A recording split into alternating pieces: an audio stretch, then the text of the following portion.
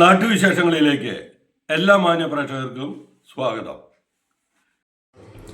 പൊങ്കൽ പ്രമാണിച്ച് അരിയും ശർക്കരയും വിതരണം ചെയ്തു. പാലക്കാട് പൊങ്കൽ ഉത്സവത്തോടനുബന്ധിച്ച് പാലക്കാട്ടെ സേവനമുഖവും യശോറാം സിൽവർ മാൾ ചെയർമാനുമായ യശോറാം ബാബു 25 കുടുംബങ്ങൾക്ക് 5 കിലോ അരിയും 1 കിലോ ശർക്കരയും നൽകി.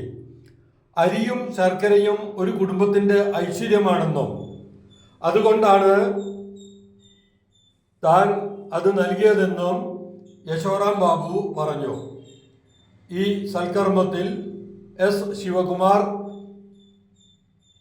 എം ജയകൃഷ്ണൻ, കെ സുരേഷ് ബാബു എന്നിവർ പങ്കെടുത്തു. 25 മാരേജ് ബ്രോക്കർമാർക്കാണ് വിതരണം ചെയ്തത്.